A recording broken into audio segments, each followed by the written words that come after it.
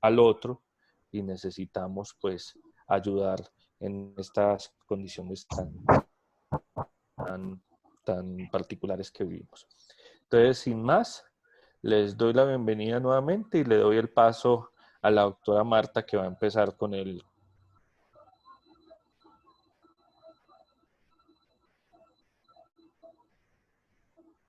Marta, activa el micrófono, porfa. Muy bien. Muchas gracias, Wilmar, por la presentación. Muy generoso tú con la cantidad de cosas que compartes sobre mi vida y mis experiencias. En realidad sí es un gusto poder compartir con ustedes parte de lo que he aprendido a lo largo de mi formación y de mi experiencia profesional. Y pues igual en la investigación. Entonces, bueno, para los que de pronto son externos a la universidad que aún no me conocen o para estudiantes que no me conocen, mi nombre es Marta Lucía Gómez, soy psicóloga de la Universidad Católica de Colombia, de Bogotá. Tengo una maestría en desarrollo educativo y social, una maestría en psicología y un doctorado en psicología de la Universidad de los Andes. En este momento, como ya lo comentó nuestro coordinador, estoy haciendo parte del cuerpo docente del programa de psicología de la Universidad Católica de Oriente, mucho orgullo. Y bueno, vamos a compartirles ahora este tema que en este momento pues resulta muy crucial para las circunstancias que estamos viviendo. Parte de lo que vamos a compartir, seguramente en algunos cursos que en este momento están también haciendo en otras partes habrán visto otras cosas. Espero que pueda pues serles de aporte para ustedes. Y tendremos 3 jornaditas, como ya les ha adelantado Wilmar, la jornada de hoy, mañana y el día sábado. El día de hoy, bueno, ya ahorita en la programación les cuento qué vamos a hacer. Y antes de empezar, importante que como todos o la mayoría pueden advertir, pues yo soy psicóloga y docente, trabajo en una universidad privada, por lo tanto no hago parte de ninguna entidad gubernamental. Seguramente muchos y muchas tendrán preguntas acerca de cosas que se deben gestionar a través de los organismos gubernamentales. Y si bien tengo información parcial, no puedo ni resolver ese tipo de preguntas, ni atender ese tipo de circunstancias, ni gestionarlas, ni interceder, ni nada de ese tipo, porque pues tengo esa limitación, ¿de acuerdo? Entonces, en esa medida, pues mi participación en este es más académica y más desde la práctica, para que tengamos herramientas prácticas para lo que a lo mejor vamos a estar enfrentados como psicólogos en esta tarea que nos corresponde. Lo que les quiero compartir es que si bien hay muchas cosas en las que he ganado experiencia y he ganado la oportunidad de poder compartir y aprender cosas, no soy la más experta del mundo y seguramente habrán asuntos que pues podrán profundizarse de otros modos y con otras personas. Entonces, lo que vamos a mirar no va a ser tan en profundidad porque hay temas que pues requieren incluso otras sesiones y un curso más en profundidad y eso pues es claro que debemos tenerlo en cuenta. Les agradezco que al final voy a dejar un espacio para preguntas cortas el día de hoy, porque el día sábado la idea es que destinemos bastante tiempo a preguntas. Entonces, si quieren las comparten en el chat queda también grabado para nosotros y podemos de ahí empezar a extraer preguntas para tener pues, las respuestas adelantadas para el sábado y si no, las van guardando ustedes, las van escribiendo y el sábado las pueden ir contando, preguntando en vivo para poder para todos contestarlas, que también sería muy provechoso en ese sentido. Al igual que la bibliografía completa de las 3 jornadas la vamos a tener el día sábado en la última diapositiva que vamos a presentar para que ustedes también puedan profundizar en esa información que ustedes quisieran conocer más a fondo y de pronto conseguir esa bibliografía, que igual no es nada difícil de conseguir. Algunas cosas pues las podré compartir si alguien me lo solicita por correo. Y para que pues puedan igual tener a disposición esa información. Entonces aquí pues les compartiré pues producto de esas búsquedas e indagaciones de información que son relevantes para este. Entonces, sin más preámbulo, pues arranquemos, empecemos con la presentación. Yo voy a apagar mi cámara para poderle darle espacio completo a toda la presentación y listo, que se concentren más en la presentación.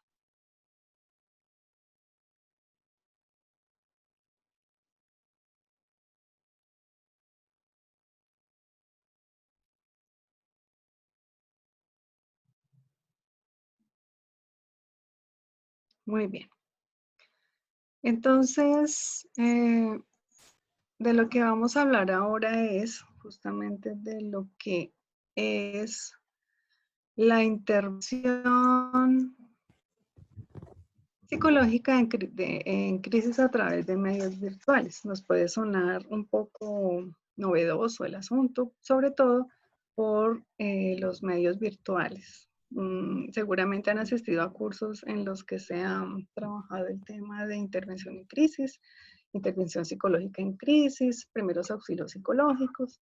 Pero la novedad acá es que ahora, dada la situación que tenemos que abordarlo a través de la virtualidad o a través de medios electrónicos o a través de otros medios que no son los presenciales, que es lo que justamente nos cuesta un poco abordar o desarrollar, o en la práctica se nos hace un poco difícil. ¿Cómo hago yo para atender a una persona que antes podía yo ver cara a cara, ver sus reacciones, su estado emocional, su comportamiento, la manera en que reacciona a las cosas que yo le digo? Y ahora, a no ser que tenga una cámara, que tenga un dispositivo en donde yo pueda verlo cara a cara, a lo mejor ni siquiera podré ver ese tipo de cosas.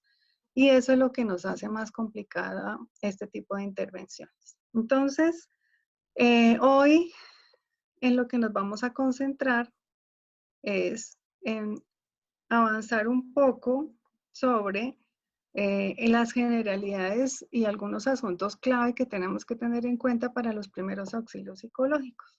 Y eso nos dará los fundamentos y las herramientas para mañana avanzar en las intervenciones mediadas por las TIC. Y aquí le vamos a hacer mucho más énfasis al asunto técnico, a las técnicas, no solamente del manejo de la persona, del terapeuta, la persona del profesional que se enfrenta a esta situación, que de hecho tiene que ajustar su conducta y todos sus repertorios para poderlo desarrollar de manera más eficiente y más como pues para poder realmente obtener un resultado provechoso, sino porque también las tecnologías nos ofrecen oportunidades para gestionar actividades y acciones con los usuarios de otros modos, y que es viable hacerlo. Entonces vamos a ver un poco esas herramientas y de eso nos concentraremos en el día de mañana. Y el sábado, además de las preguntas que serán hacia el final de la sesión, veremos acompañamientos específicos a situaciones concretas, por ejemplo, a situaciones como casos que nos consulten sobre qué hacer cuando de repente en la familia hay una persona con enfermedad psiquiátrica diagnosticada y en esta situación pues entró en crisis. ¿Cómo podemos apoyar a la familia o a la persona consultante a direccionar mejor sus acciones? ¿O cómo podemos apoyar o buscar alternativas si hay violencia intrafamiliar o si hay una persona en riesgo de suicidio, etcétera, etcétera? Así como acciones muy puntuales y muy concretas que he venido recogiendo y recopilando de varios documentos que nos han venido llegando últimamente y además de otros que se han desarrollado en otros países para abordar este tipo de situaciones a través de los medios virtuales. Y algo importante es qué tipo de acciones debemos seguir y de qué modo podemos apoyar al personal y equipo de respuesta frente a la pandemia. Y aquí estamos hablando de manera específica del personal sanitario, del personal de la salud y de las personas que están haciéndole frente directo al virus, que están en contacto directo con las personas que están llegando a la consulta, que les están aplicando las pruebas, que están viendo personas morir en sus manos porque no van a poder resolver la situación médica y pues lamentablemente toca despedirlas y eso cuesta mucho afrontarlo. Afortunadamente, lo digo en los mejores términos, en Colombia todavía no tenemos un número significativo de personas que han muerto como en otros países. No me imagino siquiera lo que están viviendo las personas de la salud en países como España, en países como Italia, países como, pues, como China, que en Estados Unidos, por ejemplo, que parece ser que está superando el número de muertos de otros países, cómo están afrontando desde el punto de vista personal esta situación, que resulta bastante compleja. No es lo mismo que a vos se te muera 3, 4 pacientes en una semana, a que se te mueran 100 personas, 200 personas, 500 personas en un solo día. Eso es muy dramático. Junto con el drama de su familia, porque pues de todos modos, imaginémonos que aunque no están presentes, porque obviamente en los hospitales y sitios de recepción de pacientes ya no están dejando llegar a las familias, eso se acompaña también con ese drama, ¿no? La persona muere sola, la persona muere sin nadie a su alrededor, ¿qué voy a hacer con el cuerpo? ¿Cómo acomodamos los cadáveres? Entonces el personal sanitario también tiene una carga emocional muy fuerte. Nosotros, en este momento, como personal que vamos a apoyar los servicios de atención psicológica en la región y en el departamento, pues también tenemos que empezar a preguntarnos algo muy importante y es, ¿cuál es mi estado emocional hoy? Para identificar y reconocer si estoy listo o lista para afrontar esta situación. No tenemos una situación tan crítica como en otros países, pero es suficientemente importante como para estar muy asustados. Entonces usted como ser humano, como persona, hoy pregúntese, ¿me siento preparado para abordar esa situación? ¿Me siento preparado para recibir una llamada de una persona que está en crisis y yo poder resolverla sin desquebrajarme, sin entrar también en crisis, sin romperme yo como persona? ¿O estoy tan frágil que de repente me pongo a llorar con la persona que me está llamando, con quien estoy hablando a través de una videocámara? Y tengo que decir un momentico porque sé que me pongo a llorar. Pensemos cuáles son nuestros recursos psicológicos que tenemos hoy, hagamos un escaneo en todas nuestras áreas de ajuste y miremos cómo estamos para saber si efectivamente estamos en toda la disposición y el estado y equilibrio emocional para abordar esta situación. Entonces es como el primer llamado que hago a evaluar este primer requisito importante para que podamos hacerlo de la manera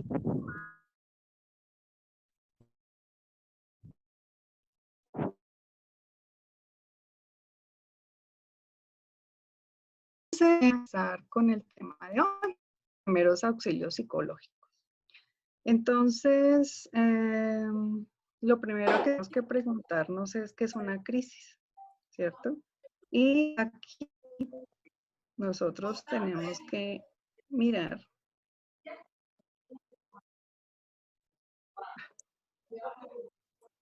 cómo desde el punto de vista técnico la comprendemos, la entendemos, ¿cierto? La palabra crisis aquí definida por este autor que es famoso además, pues si algunos lo saben, hay un libro que desde que lo publicó no ha podido tener como otro que le quite el primer lugar en consulta, que es el libro de Intervención en Crisis de Slakew. Fue publicado en el 96 y pues ha sido un libro guía para la intervención en crisis. Si lo pudiesen conseguir, muy bueno. Entonces, aquí como la definición nos describe, la crisis es una reacción conductual, emocional, cognitiva y biológica de una persona ante un evento precipitante. Entonces, la reacción conductual se refiere a comportamientos que podemos ver en la persona. Se mueve rápido, empieza a brincar, empieza a cortarse, se estrella contra una puerta, sale corriendo, queda paralizado, grita. Una reacción emocional, se pone triste, llora, se angustia, La reacción cognitiva, pueden aparecer pensamientos catastróficos, pensamientos de muerte, pensamientos sobre negación de la situación, etc. Y biológica, pueden aparecer reacciones fisiológicas de diferente naturaleza hasta reacciones mucho más complejas, como por ejemplo desarrollar eh, una crisis asmática, una úlcera, una dermatitis, migrañas, problemas para dormir, etc. Ante un evento precipitante que, como ya hemos visto de repente, ustedes habrán conocido en otros, en sus cursos de psicopatología o en el estudio de la psicopatología, dependen de la valoración que hace un individuo sobre el evento. Una crisis puede desencadenarla una persona ante un evento y otra persona no, viviendo la misma situación. Eso depende entonces de la valoración individual y el evento precipitante puede ser el mismo, pero dos personas diferentes pueden reaccionar del modo distinto.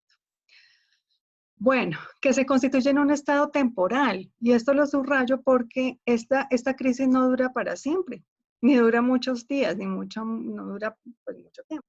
Es un estado temporal, es decir, que se reduce a horas o inclusive pues un día, unos pocos días, eso no dura mucho tiempo. De ahí que la intervención que se haga debe ser corta, rápida y concreta. No es para quedarnos 3 años haciendo psicoterapia, sino es una intervención que se hace de manera corta porque el estado es temporal. Bien. Y constituye un estado temporal del trastorno, desorganización y de necesidad de ayuda.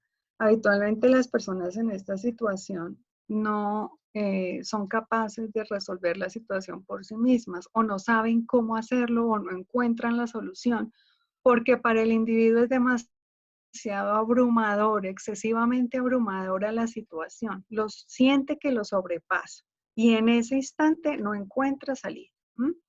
Caracterizado principalmente por la disrupción en la homeostasis. Disrupción en la homeostasis quiere decir disrupción en el equilibrio personal, en el equilibrio psicológico del individuo que aparece cuando una persona enfrenta un obstáculo a sus objetivos o,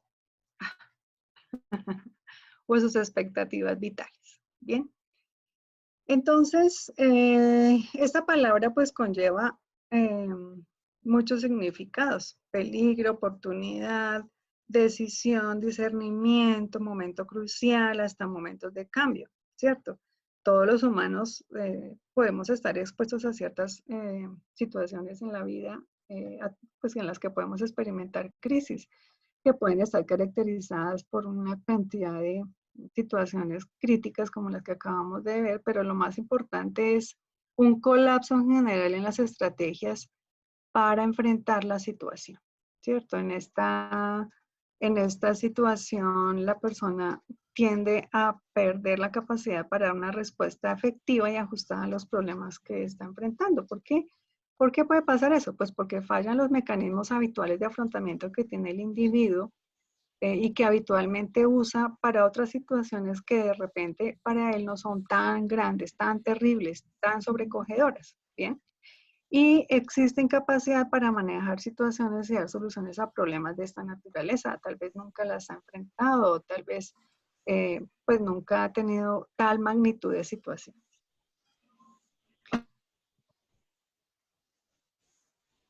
Los primeros auxilios psicológicos, ¿para qué sirven?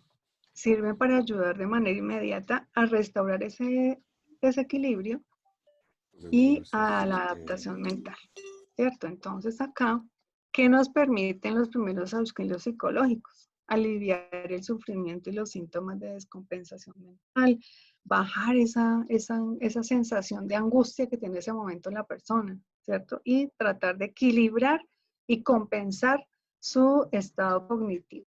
Estabilizar y proteger de un mayor estrés, naturalizando la sensación de anormalidad o enfermedad, es decir, entendiendo de manera empática que para ese individuo esa situación es altamente angustiante y que es natural que en esas circunstancias una persona pueda llegar a sentir lo que está sintiendo ese individuo. Es decir, que en cierto modo es empatizar y decirle, claro, usted ante esa situación, claro, ¿cómo no se va a sentir así? Por supuesto que lo entiendo, es terrible, es muy grave, es muy complicado, por esta es una situación que debemos atender, hablemos de esa situación y es ser empático y entender que para ese individuo naturalizar su situación es entender que para él es relevante y altamente grave. También tiene la función de restaurar las funciones mentales. ¿Qué funciones mentales? La atención, la concentración, la capacidad de razonar y organizar sus pensamientos, de asociar ideas, de recordar rectos, ¿cierto? Activar de manera normal sus funciones mentales que en este momento pueden estar afectadas por la situación y crítica que está viviendo. Si tiene afectadas sus funciones mentales, no va a ser capaz de atender a otros estímulos y poder empezar a reconocer las posibilidades de acción que tiene el individuo. Entonces, obviamente, si no está activada la primera función esencial de filtro de todos los demás estímulos, entonces, pues todo lo demás seguramente puede fallar. Entonces, no activa la memoria, los procesos de asociación, etcétera, etcétera. También tiene como propósito prevenir posibles complicaciones. Si nosotros no apoyamos a esa persona o esa persona no busca ayuda y no recibe ayuda, seguramente esa situación se le puede complicar más. Seguramente si hay una situación de emergencia que hay que atender inmediatamente y si no se resuelve puede haber efectos fatales. Por ejemplo, que esté con un hijo que tiene un intento de suicidio y está en ese momento tratando de que no lo haga y usted está ahí tratando de mirar y ayudarle a decidir qué es lo que debe hacer y qué rutas de atención debe activar. Entonces, si no se le hace la ayuda apropiada y si no recibe la atención apropiada, pues es posible que no sepa cómo hacer o cómo direccionar sus recursos para que venga alguien y la ayude o lo ayude a que su hijo pues no cometa ese tipo de comportamiento. También nos ayuda a prevenir o mitigar el estrés postraumático, porque los efectos a mediano y largo plazo de una situación como estas puede depender de las consecuencias que tenga el evento dramático, crisis o estresante que está viviendo la persona. Entonces, si las consecuencias de la situación son muy negativas y no se resuelven y además la persona siente que no pudo hacer nada para resolverlas, pues los efectos pueden ser mucho mayores y el estrés postraumático puede venir cargado de muchas emociones, pensamientos e ideaciones que pueden pues dañar a largo plazo o a mediano plazo la estabilidad del individuo. Entonces eso nos va a facilitar la disminución de síntomas posteriores y va a facilitar y orientar la atención especializada si llega a ser necesaria. Si nosotros ya vemos que luego de las primeras, como vamos a ver ahora más adelante, después del último paso que avanzamos en la intervención en crisis, requiere acompañamiento más a mediano plazo, pues es la oportunidad para poderlo direccionar apropiadamente a cualquiera de los recursos que podamos nosotros conocer o orientar o direccionar al individuo.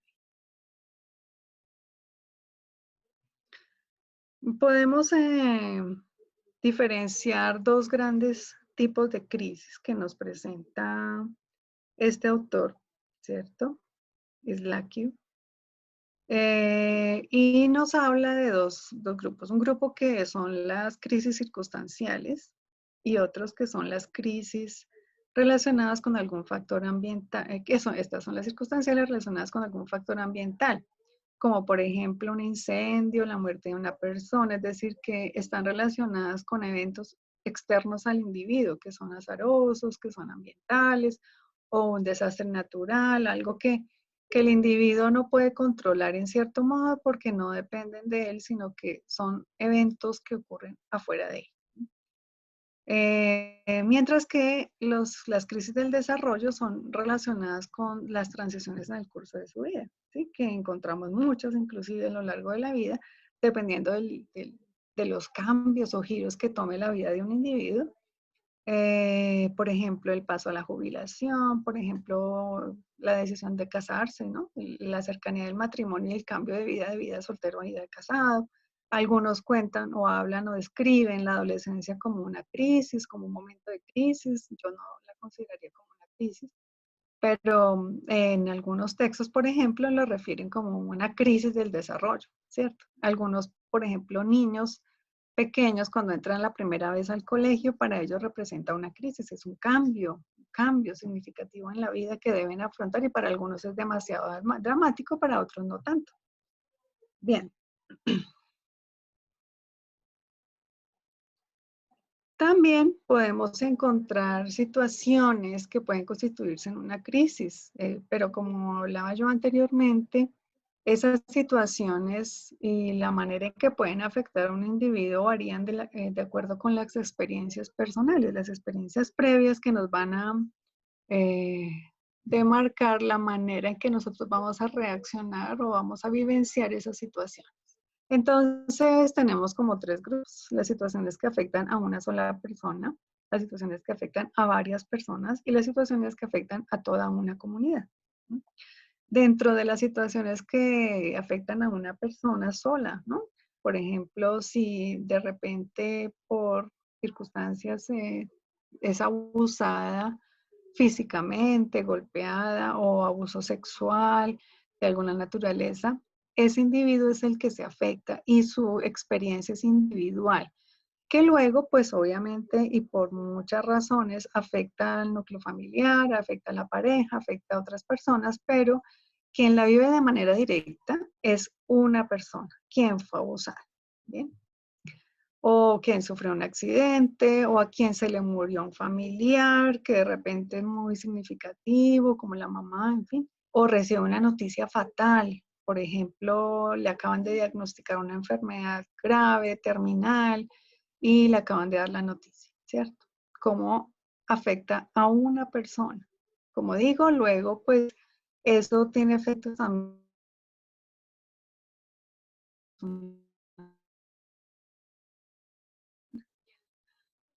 frente a las situaciones que afectan a varios individuos. Obviamente ya de acuerdo con lo que acabo de decir, entonces en este caso la afectación directa la viven varias personas simultáneamente, ¿cierto? En el mismo momento. Por ejemplo, el ataque a una familia. Sí, aquí hemos visto varias noticias, inclusive hace poco salió una, que entran a una casa, amarran a toda la familia, inclusive golpean a algunos, los amenazan con armas, roban la casa y se van y dejan a la familia encerrada. ¿Mm? Toda la familia fue víctima, toda la familia vivió la situación. ¿Mm? Y bueno, veamos cómo reacciona cada miembro de la familia y eso puede ser una crisis, ¿no? O un accidente múltiple en donde van en el carro varias personas, ¿m? Y pues todas quedan vivas, pero pues con diferentes afectaciones. El ataque a un grupo de estudiantes no es desconocido para ustedes. Los ataques que se hacen en escuelas, pues, en este país no ha pasado, creo, o ha pasado si acaso una vez, pero en otros países sí suele pasar, y es que entra una persona armada y empieza a disparar de manera indiscriminada a estudiantes, profesores, etcétera, y todos viven la situación al mismo tiempo. O los ataques a grupos específicos de personas, ataques a migrantes, a personas homosexuales, a personas con ciertas características. Entonces, esos grupos son los que son vulnerables, que en este caso reciben la acción, son los que se afectan. Y tendríamos situaciones que afectan a toda una comunidad, donde ya no son una persona, un grupito pequeño, sino son varias personas. Y no pocas, sino varias, ¿cierto? Una comunidad entera, varias comunidades, o lo que está pasando ahora, todo un planeta. Como los desastres naturales, como los ataques terroristas, un bombazo que afecta a todo un pueblo, todo un municipio. Las situaciones de guerra y conflicto armado generan ese tipo de afectaciones. Las epidemias, las pandemias, como lo que estamos viviendo ahora, que afectan a todas las comunidades, no solamente afecta a un grupo pequeño de personas, y de todos los niveles socioeconómicos, de todas las características y de todas las condiciones sociales. Entonces, en este caso nos enfrentamos a una situación de crisis que afecta a toda una comunidad y que no afecta a una sola persona. ¿Bien?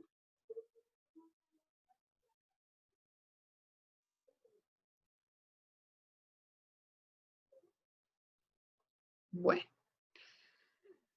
como yo mencionaba antes, frente a las crisis las personas pues reaccionan de acuerdo a sus experiencias, ¿no? Y no todos, frente a la misma situación, lo experimentan de manera caótica o problemática. Algunos pues no lo manifiestan de ese modo, pero lo que sí es claro es que eso depende de varios factores. Sí, aquí Datil y Freeman nos explican cómo algunas variables pueden estar aquí mediando en la manera en que el individuo puede reaccionar o no a ciertas situaciones que pueden constituirse en una crisis. Y nos habla de las estrategias de afrontamiento, de las creencias, de los valores, las redes de apoyo y la capacidad de recuperación o resiliencia. Derivada de estas anteriores, hay una altamente relevante que es la percepción del riesgo, ¿cierto? Ahorita vamos a mirar en detalle un poco más estas, pero quiero que miremos esta que es la percepción del riesgo porque es una de las variables que se ha considerado altamente importante, sobre todo en situaciones como las que estamos viviendo que requieren de un cambio de comportamiento de los individuos, ¿cierto?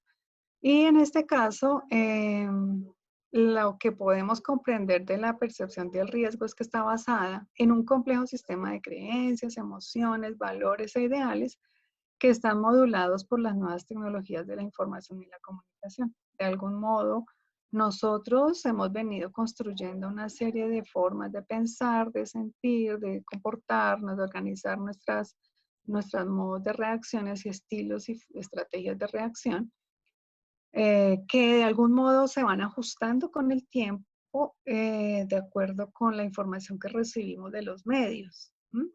Los medios nos proporcionan información tanto valiosa e importante como información que no nos sirve, información que nos asusta más o información que al contrario demerita el valor e importancia de los eventos, ¿cierto? Eh, para ser concretos, por ejemplo, tenemos lo que pasó en Brasil y Estados Unidos al inicio de esta pandemia. Si ustedes han estado atentos a los medios de comunicación, recién se inició esto, el presidente de Estados Unidos dijo, esto acá no nos va a afectar para nada, eso no hay de qué preocuparse. Del mismo modo que el presidente de Brasil decía que si uno estaba bien saludable y fuerte no tenía que preocuparse. Para luego, hoy o ayer en particular, eh, empezar a retractarse y decir que, uy, sí, que qué problema, qué embarrada, ¿no? Es decir, que imagínense si a tiempo se hubieran tomado las prevenciones y precauciones y no se le hubiera quitado el valor e importancia al evento. Entonces, los medios de comunicación, de algún modo, modularon el comportamiento de las personas de estos países y la tasa de infección se incrementó de manera exponencial. Entonces, esta manera de percibir el riesgo depende de muchas circunstancias, pero los medios de comunicación juegan un rol importante modulando la manera en que uno puede reaccionar. Es decir, no existe riesgo sin construcción social del mismo, ¿no? Que es justamente lo que nos ayuda a comprender es Hobart y Slovic en sus estudios sobre la manera en que nosotros socialmente vamos delimitando los aspectos y elementos que pueden o no constituirse en un riesgo. Es decir, eso no lo hacemos nosotros solitos. Esa construcción la hacemos en conjunto con la comunidad, en conjunto con las personas que nos rodean y sobre todo con los que tienen mucho más impacto e influencia sobre nuestra manera de pensar y para obviamente quienes son más susceptibles a este tipo de información a través de los medios de comunicación. Bien.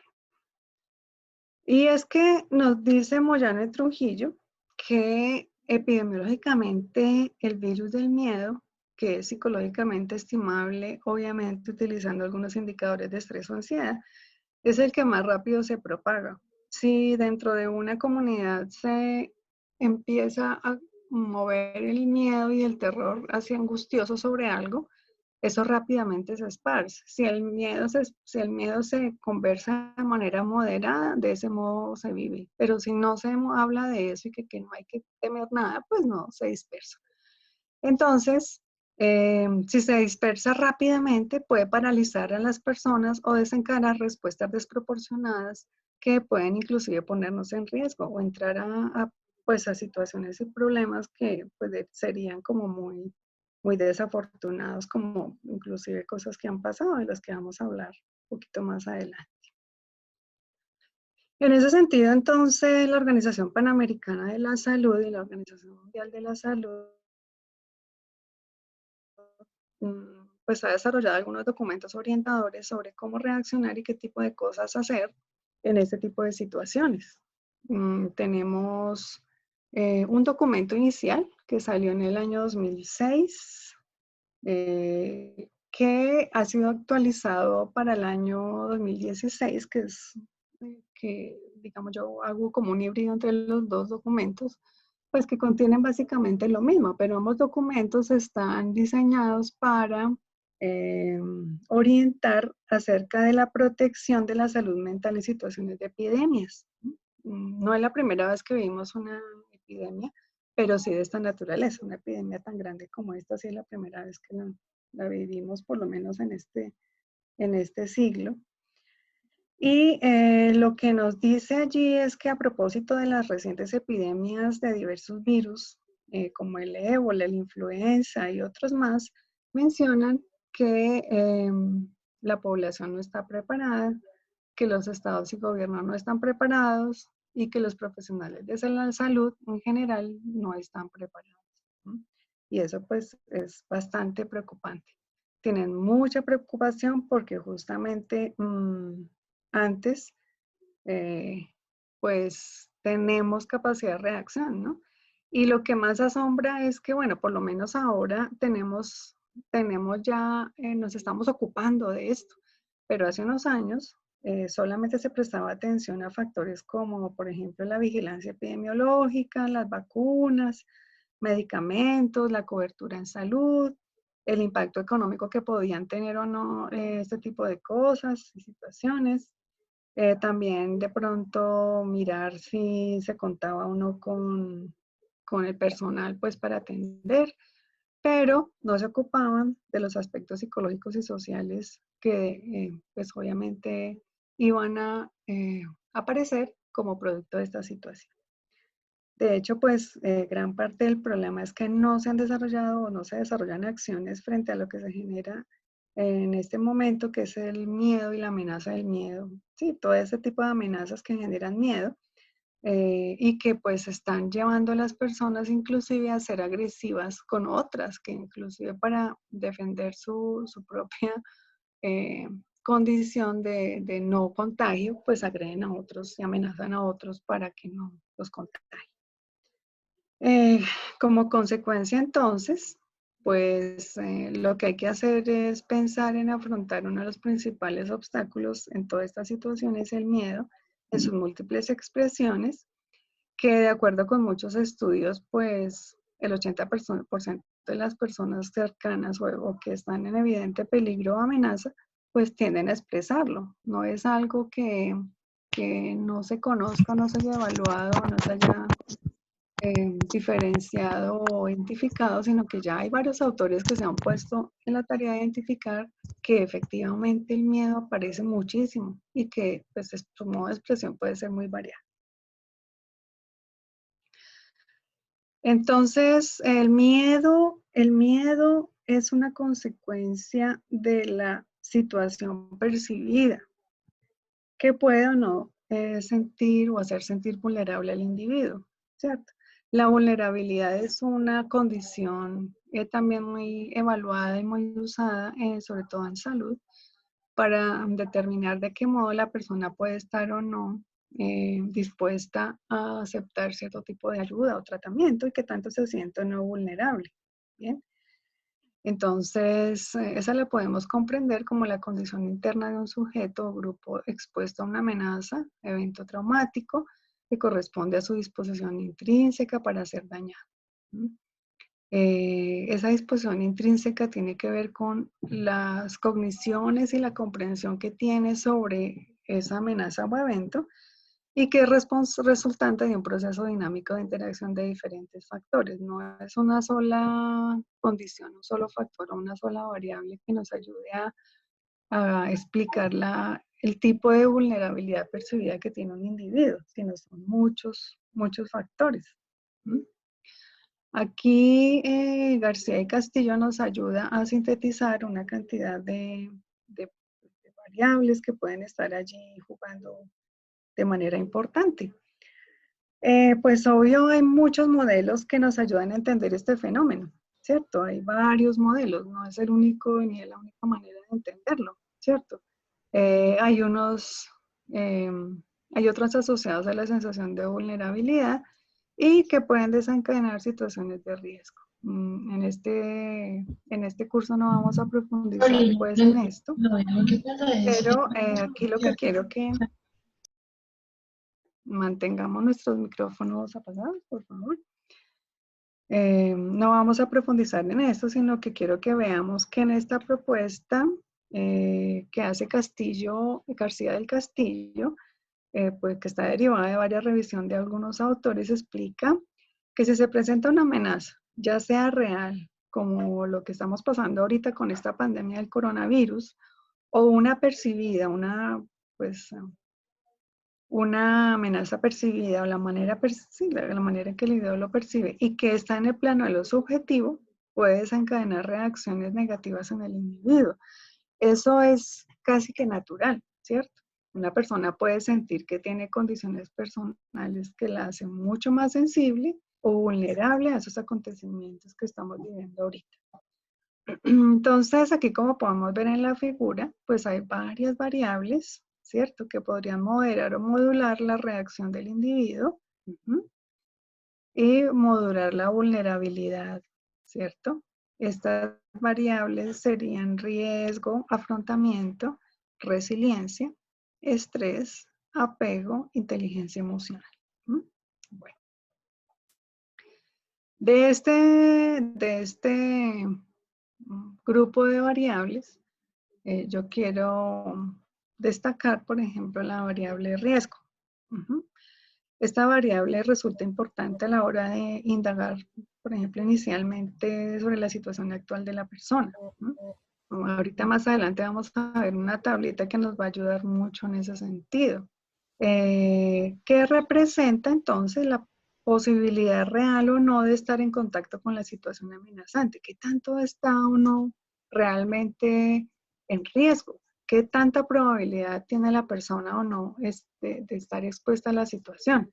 Aquí lo que tendríamos que evaluar es que si hay mayor probabilidad de exposición, a lo mejor la persona tiene mayor riesgo y por lo tanto mayor vulnerabilidad. Entonces hay que evaluar realmente qué tanta probabilidad hay de eso. Por ejemplo, yo vivo en un lugar en donde estar alrededor de personas que han venido de otros países y que claramente pueden de pronto haber llegado contagiadas,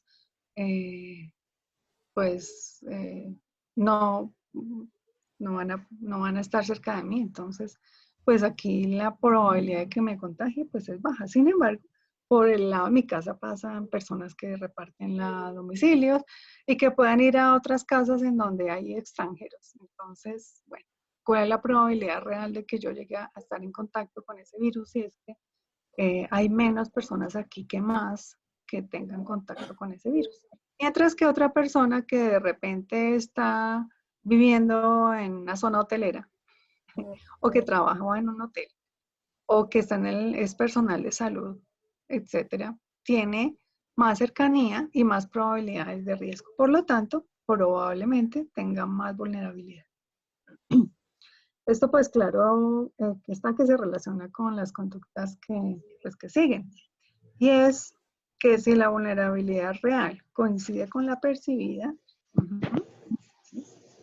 entonces aumentará la probabilidad de asumir conductas de protección o prevención que minimicen el riesgo y disminuya la vulnerabilidad. Entonces, además de la condición real, ¿cierto? evaluando todos los factores que pueden hacer que uno conciba que si realmente está en riesgo, más una percepción realista, una percepción ajustada a esa condición me puede llevar a que la persona asuma conducta de prevención o minimice el riesgo. Si yo veo que yo vivo en una finca por allá, donde no llega nadie y que estoy aquí aislado y no va a haber sino, y yo guardé todo mi mercado, tengo todo para 20 días, pues la probabilidad de contagio es mínima, ¿verdad? Por lo tanto, mis conductas de control y protección pues van a ser bajas, mientras que si yo trabajo en una zona hotelera pues y me creo y mi percepción del riesgo es alto, mi sensación de vulnerabilidad y del riesgo percibido es también importante, es alto, entonces tendré más conductas de protección. ¿Sí? Ambas cosas para que se produzca una conducta de protección real tiene que coincidir. Bueno, eso con respecto al riesgo. Con respecto al afrontamiento, aquí vale la pena mencionar y recordar que se refiere a los procesos que se ponen en marcha ante la presencia de la amenaza, ¿cierto? Entonces, allí lo que tenemos que mirar es de qué modo la persona está llevando a cabo una serie de acciones para, pues, afrontar, para hacerle frente. Aquí podemos distinguir, claro está, entre las estrategias y los estilos, que no son la misma cosa, y que pueden ponerse en marcha ante las situaciones. Aquí lo importante, pues obviamente, es identificar qué tan eficientes y constructivos son esos procesos para hacerle frente a la situación. Si mis estilos de afrontamiento, hacen parte de mis rutinas habituales y que además son parte de mi manera particular de hacer, son eficientes para hacerle frente a la situación y las estrategias que utilizo en este momento particular bajo estas circunstancias muy puntuales también son eficientes y además constructivas, ¿cierto? Una estrategia eficiente puede ser dispararle a todo el que se acerque a mi casa, ¿cierto? Pues es eficiente porque nadie se me va a acercar, pero no es constructiva. Entonces, allí lo más importante es que cumpla las dos condiciones, que sea eficiente y que sea constructiva. Bien. Otra de las variables que son importantes y que, bueno, voy a mencionar es la del estrés, que está cerca, pues, es una variable muy cercana al afrontamiento, ¿cierto? Pero acá lo asumimos como resultado, no como causa. Hay algunos modelos que nos hablan del modelo de estrés como causa de una serie de reacciones de los comportamientos, inclusive respuestas fisiológicas y orgánicas. Aquí nos referimos al estrés como resultado, como efecto de una serie de circunstancias, ¿m? Y el autor aquí es claro en eso, que se incluye pensando que a mayor grado de estrés, mayor vulnerabilidad por la probabilidad de desencadenar conductas poco funcionales en el individuo. Entonces, si yo tengo una situación, si yo siento y percibo que tengo alto riesgo, eso me puede incrementar mi sensación de estrés y eso me puede conducir a conductas que pueden ser inclusive dañinas para sí mismos o para otras personas. ¿Sí? Empezar a pelear con todo el mundo o como pues a manera de chiste, inclusive han salido por ahí con el cuento que algunas personas han empezado hasta a tomar cloro para limpiarse por dentro, limpiarse la boca, bueno, en fin, tonterías que de repente salen en las redes, pero que nos alertan sobre también las posibles conductas irracionales que pueden llevar a cabo las personas ante altas situaciones de estrés. Bueno, también aquí importante abordar la inteligencia emocional, ¿no? Desde una construcción cognitiva, ¿cierto?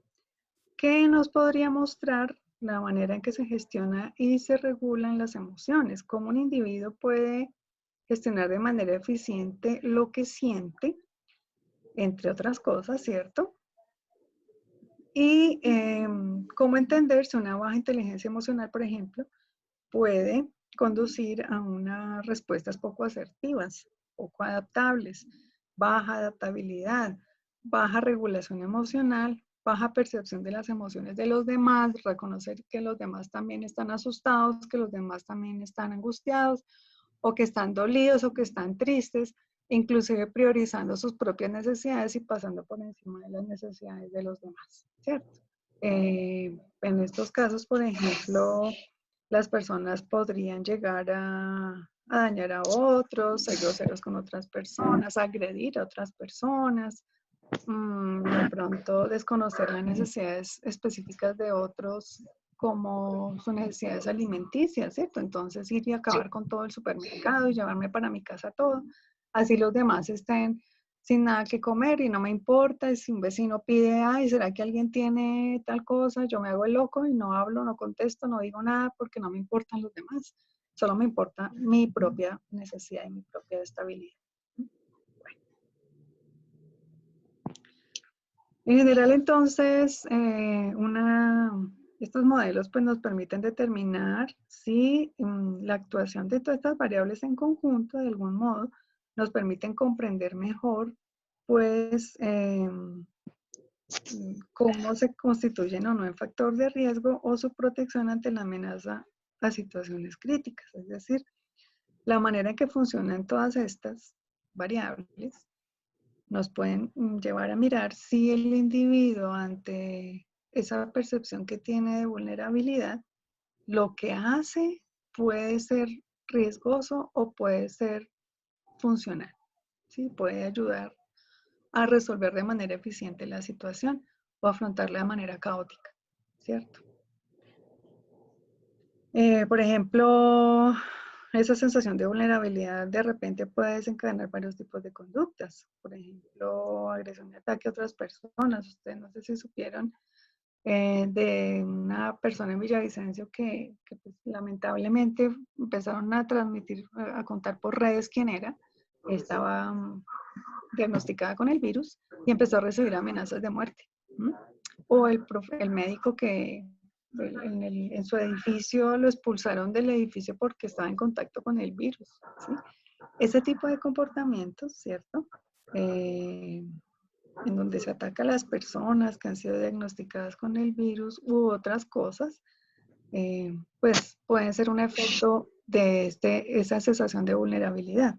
O contrario a eso, convertirse en una situación y una oportunidad, ¿cierto? Una situación positiva y constructiva, no como factor de riesgo, sino como factor de protección y desarrollar o pues exhibir conductas de mayor solidaridad y conductas proactivas o más conductas prosociales. Y también hemos visto mucho de eso. Personas que empiezan a pensar en otros, cómo llevar mercados a personas que no tienen pues modos de sobrevivir, cómo de pronto buscar dónde ubicar los perros que están dejando botados en las calles, etcétera, etcétera. ¿Sí? Es decir, conductas de ayuda hacia los demás, que ayudan a resolver de manera más eficiente la crisis que estamos viviendo. Aquí lo importante es entender cómo en la persona se están moviendo esas variables y cuáles son las conductas resultantes, ¿cierto? Para poder identificar entonces, de acuerdo con esto, cómo la persona está experimentando la situación crítica, ¿cierto?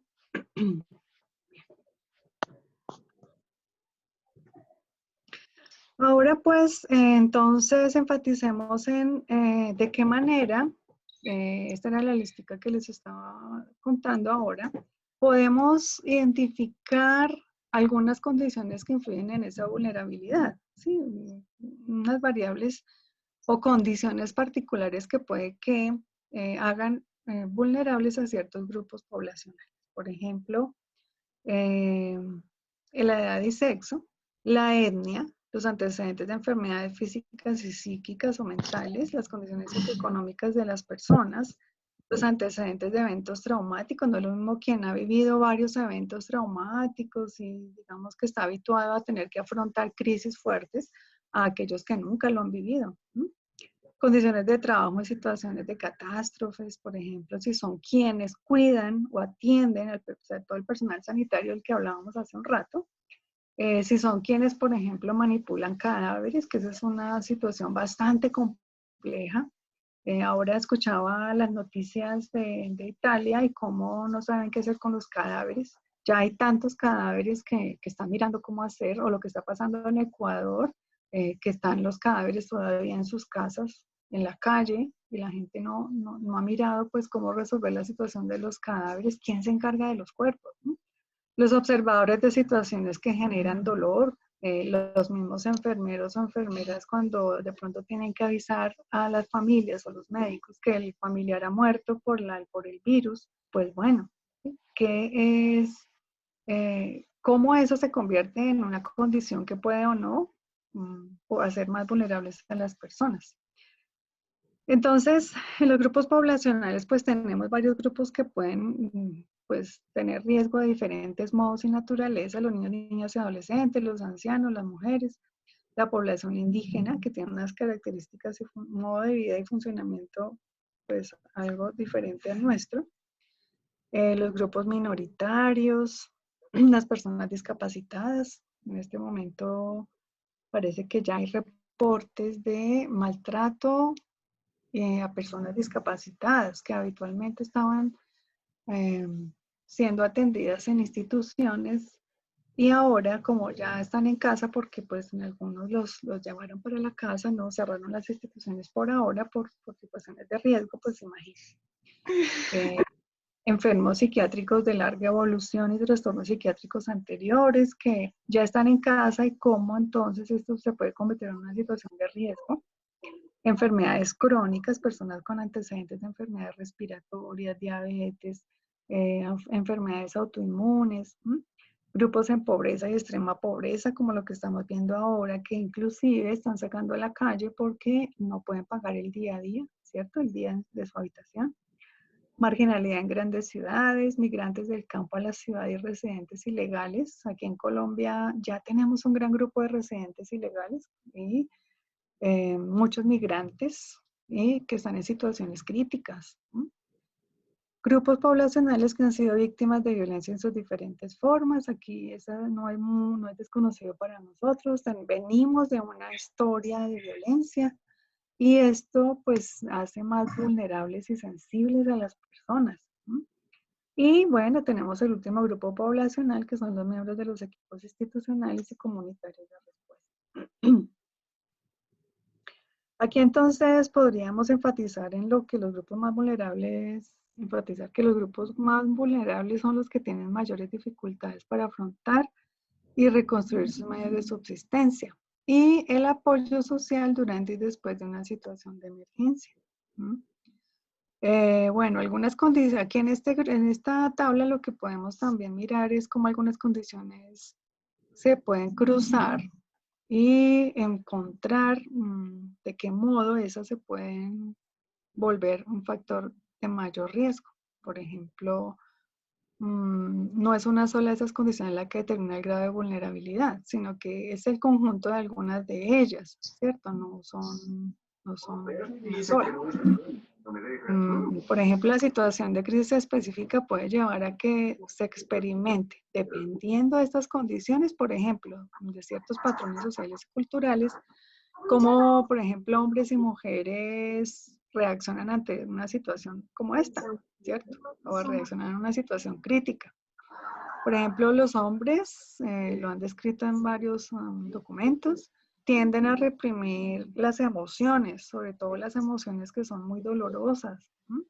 Y en lugar de expresarlas abiertamente, lo que hacen es expresarlas de otro modo, porque si las expresan abiertamente, con llanto, dolor, exclamaciones, pues la cultura nuestra, por ejemplo, que es muy machista, lo puede interpretar como débil, ¿no? Qué hombre tan débil, tan frágil.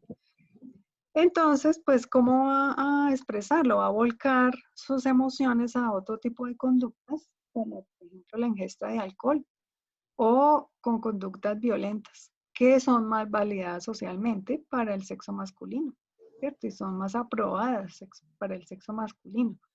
Es que está tan triste que mire que se emborrachó. O inclusive hay personas que les recomiendan, no les dicen, eso vaya, péguese su borrachera y resuelva eso, mijo, en lugar de orientar para expresar de una manera mucho más constructiva las emociones.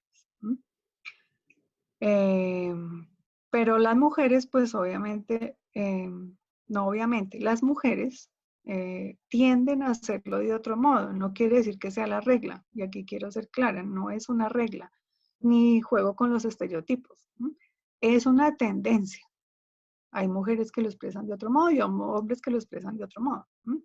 Pero en general las mujeres tienden, sobre todo en nuestra cultura, a comunicarse más fácilmente entre sí. Las mujeres tienden a contarse más las cosas, a expresar sus temores, a contar lo que les pasa. Nosotras tenemos mayor facilidad y permiso cultural para llorar, para quejarnos, para decir cosas que nos duelen, para buscar apoyo, para buscar comprensión entre nosotras mismas, inclusive para ofrecer y brindar apoyo emocional. Entonces, culturalmente nos han entrenado para estas cosas, mientras que a los hombres les han limitado esa posibilidad. Entonces, ser hombre o ser mujer, pues es un factor que puede ayudarnos a entender mejor las reacciones de esa persona y qué tanto puede o no sentirse o expresar su, pues, la naturaleza de su vulnerabilidad, ¿cierto? Eso depende. ¿Mm? Por ejemplo, los ancianos, ¿cierto? Los ancianos en algunas comunidades pues son percibidas como las personas con sabiduría, que nos brindan esa información que pues nos traen de antes y que de pronto nos ayudan a organizar mejor nuestras acciones porque tienen mucha experiencia. Pero en este momento son el grupo poblacional de mayor riesgo en la mayoría de los países, o por lo menos en otros países. Aquí parece que no es tanto, pero sí por su circunstancia de edad y el, el natural desgaste físico, pues se convierten en una población de riesgo, ¿cierto? Entonces, inclusive, pues muchos de nuestros ancianos están en situación de vulnerabilidad, algunos con enfermedades crónicas, o por ejemplo, están en sitios donde ellos viven, en lo que llamamos mal llamado ancianatos, ¿cierto? Hogares para la tercera edad. Muchos carecen de redes de apoyo familiar o social, muchos carecen de recursos económicos para aislarse y cuidarse solos. ¿M? Entonces, pues se convierten en una población de más alto riesgo. Aquí se cruza entonces la edad con la condición socioeconómica y social y antecedentes de enfermedades físicas, fijémonos ahí. ¿No? Los niños, por ejemplo, acá también son personas de riesgo, ¿cierto? Y hay que atenderlos de una manera importante y no desatender ni dejar de prestarles atención. Porque en Colombia, por ejemplo, tenemos una circunstancia bien particular. En otros países se están muriendo y afectando más las personas mayores, pero hasta las estadísticas de ayer, el grupo poblacional más afectado en Colombia son las personas de 20 a 40 años, que es el pico más alto de edad en el que están teniendo contagio, se están aislando y que están muriendo. ¿Sí? Entonces, nos alerta porque los adultos de esa edad son los que son activos económicamente, están trabajando, algunos de ellos salen a la calle a trabajar, van y vuelven.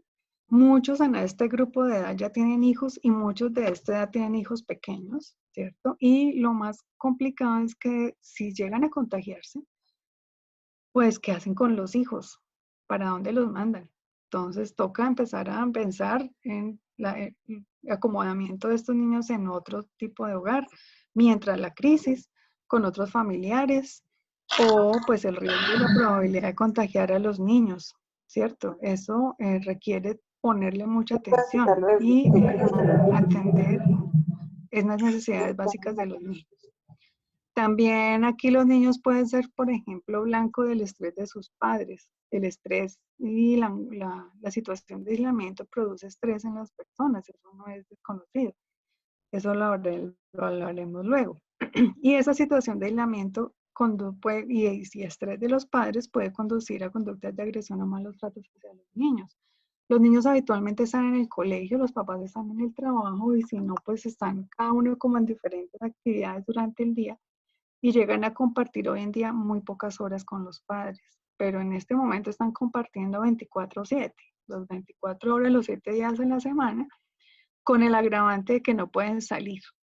No pueden ir a la calle a jugar, no pueden desplegar su energía y tienen que empezar a adaptar actividades dentro de la casa para poder ajustar sus rutinas. Y eso genera mucho estrés. Por lo tanto, los niños también pueden estar expuestos a violencias y agresiones de sus padres.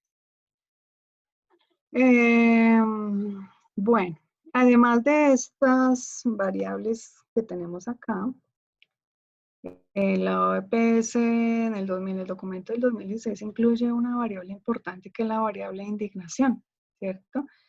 El grado de indignación de las personas por un grupo de factores que producen malestar, enojo e incluso furia de las personas, porque pues obvio, a veces las personas no están de acuerdo o no entienden la información que se da a través de los medios de comunicación o las valoraciones dadas por las autoridades sobre la situación. O las estrategias que utilizan, o las decisiones que toman, o las cosas que ocurren, y eso ya lo empezamos a ver, ¿cierto? Que no están de acuerdo porque lo de los arriendos, que no están de acuerdo que lo de los mercados, que el pico y cédula, que el cerrar los supermercados, que etcétera, etcétera. Una serie de cosas en las que la gente no está de acuerdo, o que empezaron a robarse la plata, yo no sé qué, bueno, cosas que empiezan a pasar y que producen indignación, ¿cierto? Por tanto, la valoración del riesgo, recomienda la OPS, puede variar también en función de este grado de indignación. Entonces, si yo tengo una valoración alta de riesgo y fuera de eso estoy muy indignado, pues es muy probable que ese grado de indignación me incremente el riesgo, me incremente además la sensación de que estoy muy vulnerable, de que además estoy en manos de quién, de qué es lo que está pasando conmigo. Entonces, esa molestia e indignación nos ayuda también a comprender el estado psicológico de la persona que puede consultar o solicitar nuestro apoyo en estos momentos. En fin, bueno, entonces la interacción de todas estas condiciones y tal vez otras que a lo mejor ustedes conocen o que podrían pensar en este momento incluir, se deben considerar a la hora de atender o recibir estos casos que nos pueden llegar, a la hora de la solicitud de atención de estas personas en situaciones de crisis. Y en particular en esta situación de pandemia, ¿no? Que tiene unas condiciones muy particulares, unas variables muy importantes y que nos han llevado a asumir unos comportamientos muy específicos.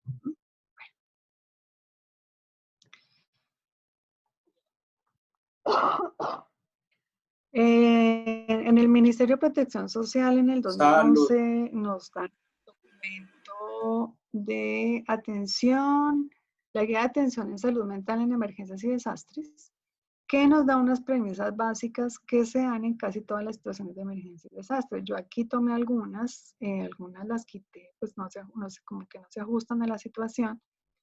Y bueno, las más importantes de ellas es que la primera nos dice que todas las personas que viven en esta situación pueden verse afectadas de algún modo. Y eso es cierto. El 99.9% de las personas tenemos que estar en modo confinamiento o en modo protección. El 100% de las personas tenemos que aprender a lavarnos las manos de manera eficiente. Todos tenemos que cuidarnos del contacto de los otros. Entonces ahorita ya no nos podemos abrazar, saludar de pico, nada. Es decir, todas las personas estamos cambiando nuestro comportamiento y vamos a quedar afectados de algún modo. Después de que terminemos, si por decir algo, la otra semana nos dicen ya, vengan a trabajar, ya pueden salir, todos vamos a empezar a mirar y ya no nos vamos a saludar de la mano y ya vamos a limitar nuestro contacto social. Es decir, todos vamos a tener algún efecto de esa situación. Sin embargo, la mayoría de las personas logran funcionar de manera más o menos adecuada durante y después de la situación de emergencia. Pues en general no es que vayamos a encontrar un alto grado o porcentaje de personas que van a entrar en crisis, no. El porcentaje de personas no es tan alto con relación al número de personas y habitantes. Es decir, muchas personas logramos ser funcionales y manejar las cosas bien y asumir todas las cosas que hay que hacer. Y algo que hay que entender es que el estrés en estas situaciones y las situaciones de crisis pues son normales, ¿sí? Son reacciones de duelo normales en una situación que no es normal, es una situación anormal que estamos viviendo. Por lo tanto, pues hay que entenderlo de ese modo, ¿cierto? Y muchas de las reacciones emocionales de las personas que tienen en este momento crisis, pues muchas se derivan de problemas de supervivencia provocadas por la emergencia. ¿Sí? Ustedes van a de pronto encontrar muchas situaciones que es que se fue mi marido y me dejó sola y entonces como que voy a hacer lo de la comida y que las cosas y que los niños o que mi marido volvió ahora, entonces me está pegando. ¿Sí? Son de sobrevivencia, supervivencia. La mayoría de las son conscientes que necesitan apoyo por salud mental. Ah, todo chévere, todo normal. Pero es muy probable que están sintiendo muchas cosas que, de las que no son capaces de hablar. Inclusive después de que termine la emergencia, algunas pensarán que no necesitan